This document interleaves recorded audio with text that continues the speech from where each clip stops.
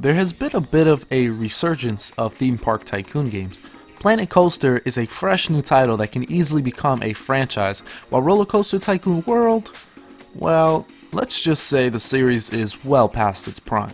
A somewhat clever segue later, and I decided to take a look at Roller Coaster Tycoon 3, which is arguably the best in the series. The biggest change from 2 to 3 was the leap from 2D to 3D. While I love and respect the old school isometric viewpoint, a 3D world provided the developers many more opportunities than ever before. It's much more than just a gimmick here. Being able to view your park in 360 degrees provides more freedom for the player to interact with the environment in ways they weren't able to accomplish before. Plus, riding the rides makes me want to strap on a VR headset. By the way, add VR support to Planet Coaster, please and thank you. But seriously, building up a park and designing rides is much easier now with the ability to view from every angle. No longer are you restricted from 90-degree angles in the past. For some reason, many fans didn't like the switch from 2D to 3D, but from an objective viewpoint, it was a change for the better and set a gold standard for future Tycoon games to follow. The main game involves a bunch of scenarios, each with their own objective to complete.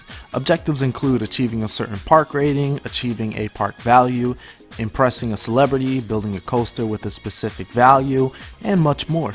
There are bronze, silver, and gold objectives for each scenario for you to complete. Honestly, I didn't see much of an increase in difficulty for silver and gold objectives. It was more of I have to spend more time in this scenario rather than I need to get my ass to work. The difficulty only comes in time limits and if your park starts off very crappy in its layout. Rides are divided in the following categories: transport rides, gentle rides, thrill rides, junior rides, other rides, and of course, roller coasters. All serve their purpose with varying degrees of excitement and intensity. Having a mix of ride types is key to a successful and profitable park. There are so many damn rides to ride, it's ridiculous, especially for roller coasters.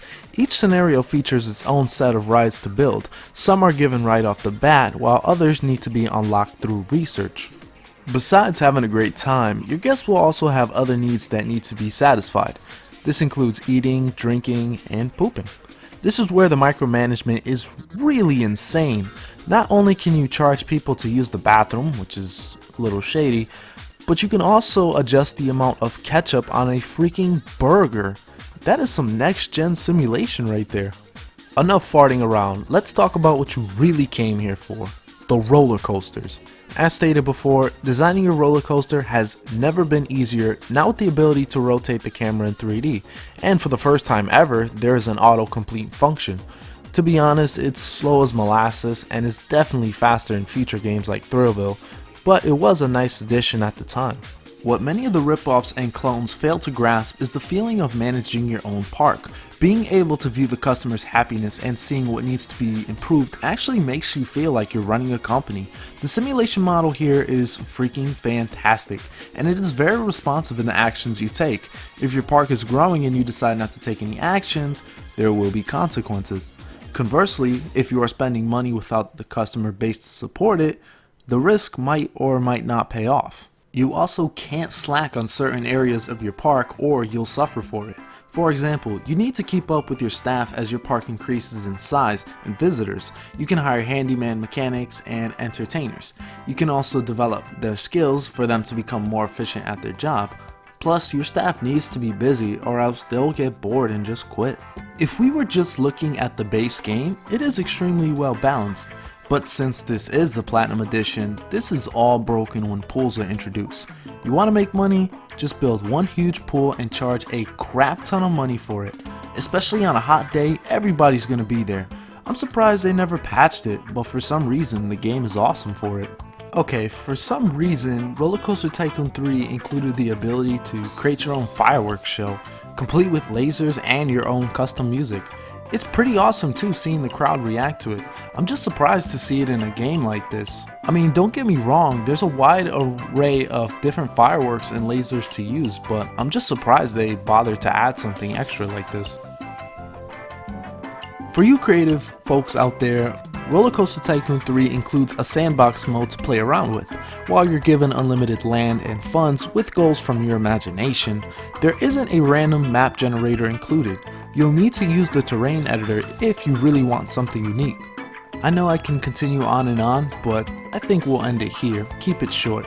Overall, Roller Coaster Tycoon 3 is still one of, if not the best, Tycoon game of all time. Many games have tried and failed to be as good as this title, and yes, I didn't really talk about the great expansion packs as much, but they ultimately supplement an already amazing game.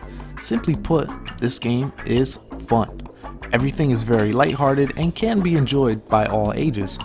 Sure, there are some small little faults, such as the music feeling somewhat generic and the graphics even at the time were underwhelming, but the core gameplay more than makes up for it. I can easily highly recommend this game even for people not familiar or not really into Tycoon games. Even if you don't really care about the business aspect, you can just chill and make roller coasters all day. If you have a PC, please do not pass this up. You can find this game on Good Old Games and a bunch of digital distributors. Thank you guys for watching. As always, don't forget to like, share, and subscribe. Follow me on Twitter, and please leave your suggestions for future reviews below. As always, this is Pow3rh0use, signing off.